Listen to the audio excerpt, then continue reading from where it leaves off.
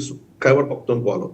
Latest problem మనకు మనకు మీకు తెలుసో తెలీదో, నాకు తెలుసో లేదో తెలియదు, కానీ సింధులో ఇప్పుడు రగులుతోంది. సింధులో ఏం చేస్తున్నారంటే మామూలుగా రైపీరియన్ స్టేట్స్ మనకు మన సింధు జలాలన్నీ కూడాను టిబెట్ నుంచి, తర్వాత కాశ్మీరు, జమ్మూ, ఈ ప్రాంతం, లదాఖ్ ప్రాంతం నుంచి పాకిస్తాన్ పంజాబ్ లోకి ఎంటర్ అవుతాయి. పాకిస్తాన్ పంజాబ్ నుంచి కింద సింధుకు వెళ్తాయి. సింధు నుంచి సముద్రంలో కలుస్తాయి. సో కొన్ని నదులకు, సింధు నదికి మనం మిడిల్ రైపీరియన్ స్టేట్, మనకు ఝేలము, తర్వాత ఈ సట్లజ్, ఇటువంటి వాటికన్నింటి కూడా మనము అప్పర్ రైపీరియన్ స్టేట్.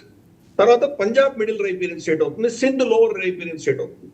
వీళ్ళు ఏం చేస్తున్నారంటే ఈ పాకిస్తానీ పంజాబీ సైన్యం ఆ జలాన్ని కూడాను మన థార్ డెజర్ట్, మన జైసాల్మేర్ పక్కన ఉన్నటువంటి డెజర్ట్, దాని పేరు చోళిస్తాన్ అని పిలుస్తారు, అక్కడ వీళ్ళు టౌన్షిప్లు కట్టుకుంటున్నారు. ఎందుకంటే వాళ్ళు లాహోర్లో, ఇస్లామాబాద్ లోకి జగా అయిపోయింది కాబట్టి అక్కడ పెట్టుకుని ఇంకా రాబోయే ఆర్మీ కమాండర్లకి వాళ్ళందరికీ ఇళ్లు కట్టించే ప్రయత్నం చేసి 6 కెనాల్స్ కట్టే ప్రయత్నం చేస్తున్నారు వాళ్ళు. అంటే ఈ రోజు వాళ్ళ పంటలకి సింధు ప్రాంతాల్లో వాళ్ళకి పంటలకి నీళ్లు లేవు. రాబోయే రోజుల్లో వాళ్ళకి తాగడానికి కూడా నీళ్లు ఉండవు. కాబట్టి సింధు పగ్గుమంటుంది. సో ఖైబర్ పఖ్తూన్ఖ్వా, సింధ్, బలూచిస్తాన్ 3 పగ్గుమంటుంది. పంజాబ్ లో ఏమో ఇమ్రాన్ ఖాన్ దెబ్బకు మొత్తం సమాజం 2 ముక్కలైంది. సో ఈ పరిస్థితులలో అసీం మునీర్ తన అస్తిత్వం, తన సత్తా కాపాడుకోవాలంటే ఏం కావాలి? అంతర్గతమైనటువంటి సమస్యలకు బాహ్య శత్రువు కావాలి. కాబట్టి భారతదేశం తోటి ఏదో విధంగా వాళ్ళ కయ్యానికి కాలు రూపితే తను బతుకుతాడు ఫస్ట్, పాకిస్తాన్ బతుకుతుంది. లేకపోతే పాకిస్తాన్ స్వయాన ఆత్మహత్య చేసుకుంటుంది. మనం హ్యాపీగా కూర్చొని చూస్తున్నాం, పాప్కార్న్ పెట్టుకొని చూస్తున్నాం అది. కాబట్టి భారతదేశాన్ని ఇన్వాల్వ్ చేస్తేనే పాకిస్తాన్ అనే దేశం బతుకుతుంది, ఐడియాలజీ బతుకుతుంది, అసీం మునీర్ వాళ్ళ సైన్యం బతుకుతుంది. అందుకోసం ఇచ్చేశాడు. ఎందుకు? తనకు తెలుసు వాళ్ళ దగ్గర న్యూక్లియర్ వెపన్స్ ఉన్నాయి కాబట్టి, మనం వాళ్ళ దగ్గర అంత పిచ్చిమల్ని చేయం కాబట్టి, పెద్ద యుద్ధం వాళ్ళతో చేయం కాబట్టి. 2వ ప్రపంచ యుద్ధం అయిన తర్వాత ఈ రోజు దాకా 2 న్యూక్లియర్ పవర్ దేశాలు ఎప్పుడు యుద్ధం చేయలేదు కాబట్టి, అటువంటి పని జరగదు కాబట్టి తను ఏం చేసినా చెల్లుతుంది అన్నటువంటి ఒక ఆలోచనతో చేశాడు. ఈరోజు చూస్తే ఈవెన్ పీటీఐ కూడా ఇప్పుడు ఆర్మీ చీఫ్ను సమర్థించింది. అంటే వాళ్ళ అంతర్విభేదాలన్నీ కలిసిపోయి వాళ్ళు దాన్ని మర్చిపోయి దేశంకి విపత్కరమైన పరిస్థితి వచ్చింది, మన మీద పడేటువంటి ప్రయత్నాలు వాళ్ళు చేస్తున్నారు.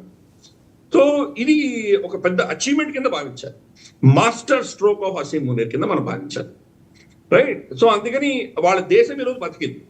భారతదేశం మనం ఇచ్చిన స్టేట్మెంట్స్ కావచ్చు, మన దగ్గర నుంచి వచ్చినటువంటి రిటారిక్ కావచ్చు, దానివల్ల ఈ రోజు పాకిస్తాన్ కి కొంత ఊపిరి వచ్చింది. దాని ఇంకొంతకాలం అది పాకిస్తాన్ గా ఉండేటువంటి అవకాశాలు వచ్చినాయి మనకి.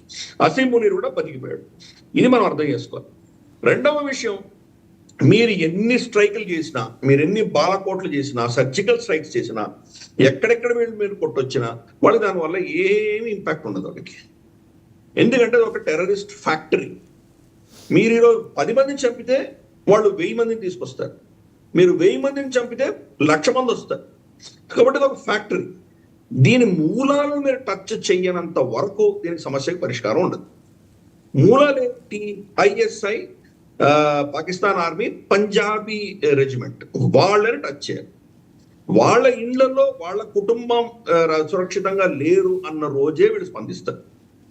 వాళ్ళ పిల్లలు స్కూల్కి వెళ్ళడానికి భయపడుతున్నారు, వాళ్ళ భార్యలు మెక్డొనాల్డ్స్కి వెళ్ళి పిజ్జా తినడానికి భయపడుతున్నారు అన్న రోజు మాత్రమే వీళ్ళు తెలిసి వస్తుంది. లేకపోతే అంతవరకు మీరు పష్తూన్లని ఎంతమందిని చంపండి, మీరు బలూచీలను చంపండి, సింధీలను చంపండి, ఆఖరికి ఈవెన్ పంజాబీ, కామన్ పంజాబీని కూడా చంపడం వాళ్ళు దానివల్ల ఏం ఇంపాక్ట్ ఉండదు. కాబట్టి అది టార్గెట్ చేయాలి.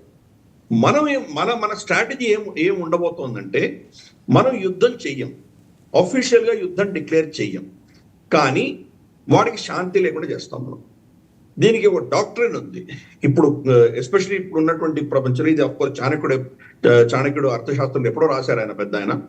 దాని ఫిలాసఫీ ఏంటంటే నో వార్ నో పీస్. యుద్ధం లేదు, శాంతి లేదు. ఆ పరిస్థితి ఈరోజు పాకిస్తాన్కి మనం తీసుకురాబోతున్నాం. మొట్టమొదటి స్టెప్ ఈరోజు మనం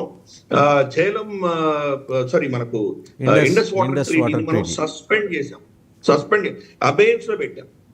దీని వెనకాల మనం చూస్తే కనుక ఊడి తర్వాత ఊడి నుంచి ఇంతవరకు 2019 నుంచి 2025 వరకు అంటే 5.5 సంవత్సరాలు 6 సంవత్సరాలలో ఎన్నో ప్రాజెక్ట్స్ కట్టాం మనం.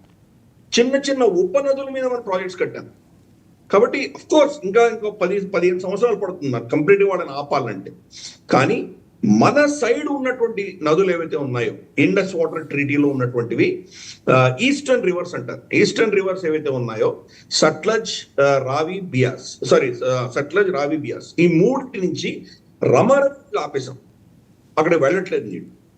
మళ్ళా తర్వాత వాళ్ళకి ఇచ్చినటువంటి 80% వాళ్ళకి ఇచ్చినటువంటి నీళ్ళ జలాలు ఏవైతే ఉన్నాయో ఇండస్, చెనాబ్ అండ్ ఝేలం ఈ 3 నదుల్లో కూడా ఈ రోజు మనం వచ్చిన వార్త మీరు కూడా చూసే ఉంటారు.